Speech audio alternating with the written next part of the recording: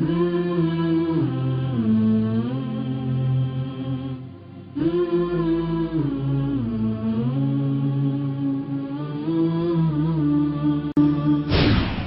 duke kalu me një vajzë dhe në plan e kemi me u feju me ata, edhe e di që është haram pa u feju mos me dal me qik, po kena me u feju e s'po du me ahup.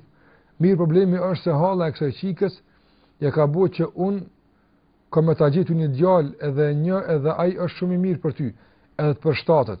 Edhe djallë e ka marrë vesh edhe po dënë e djallë me kalu me këtë qikë mirë për këtë qika, më dënë mu ende nuk po dënë me atë djallë me kalu, më halla përsin me zërë dhe djallë e ka marrë vesh që është të kalu me mu, edhe disër më ka parangu që mu lënë nga kjo se mu e të me ndodhë me e keqa. A mu nësë po i besoj se po thëmë që është veç, nuk po di që vallahi që ka me bo, kësha desh me lidh mendimin tënë, edhe pyetja tjetër është si reagon baba kur një që vajza e saj e ka humbur shëndetin para se mu martu. Filmi të nderuam, këto probleme që i ke, ose që të kanë ardhur, padyshim se janë pasojë e një fillimi jo të mirë, jo të marrë të kësaj pune. Qase po të kish filluar kjo punë si duhet, të pëlqen vajza, në rregull, e ke pa në rrugë, ke ndëgju për të, e një më herët, dhe don që tjetë gruaja jote në të ardhmen. Troket derën e babës së saj, e kërkon, ai ta jap, bëhet jote, kur të fillojë të merr fund puna.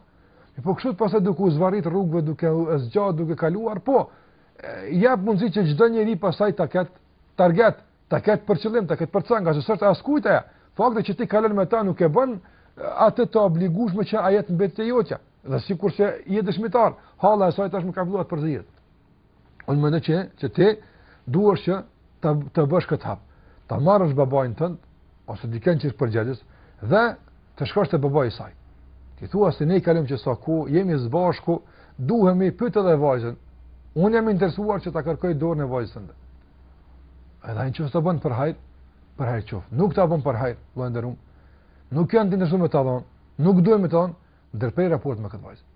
Ndërprej raport me këtë vajzë dhe kërkoni në fakt tjetër tëndën që ta ka caktuar Allahu xhallahu ala, pa pasur të futesh edhe më thellë në haram, edhe në konflikte, edhe probleme që janë të panevojshme. Prandaj po, mos e lëshoni një herë pa e kërkuar. Insisto, këmbgul që më ta dhon. Po nëse nuk duhen asesi, nuk janë fajtimit, me dhun sunja u merr çikën Allah. Andaj ndjeki mundohu me ndjek procedurat që e përmirësojnë gabimin e fillimit. Fillim ke gabu, ke shku duke kalu, ka ndodhur që ka ndodhur, pendoni tek Allahu xhallahu ala për çka do që keni bërë. Pendoni tek Allahu sinqerisht dhe mos vazhdoni më në haram. Por mundohu me përmirësu statusin tënd. Dhe mundohu me përmirësu raportin me këtë vajzë, duke u feju. Nuk ta japin se ke caktim Allah. Nuk e ke rrezik pe Zotit. Kërka dikun tjetër, asaj Allah i qetë në fakën e vetë, ty në fakën tonë. Mirë po jo të vazhdosh me haram dhe me ndaluar, e se përket sa që po thua, nuk po di a ka të bëjë me këtë vajzë, apo me dikën tjetër, po nëse ka të bëjë me këtë me vërtet që kanë të merr, që jo të keni shku deri në këtë masë, të bëni edhe zina, Allahu na ruaj, obligoni që të bëni tauba tek Allahu xhallahu ala, të pendoni sinqerisht tek Allahu xhallahu. Të ndoshta edhe kjo që e keni bërë mund të jetë një motiv që baba me tallon ty mos më jap diku tjetër, se tash kjo që nga gotë që gruaja jote. Me ndihmu që me tallon. Nuk e di si reagon, po me siguri do të jetë një reagim jo i mirë, ndoshta edhe agresiv, po lutë Allahu xhallahu ala që mos të më pasojë.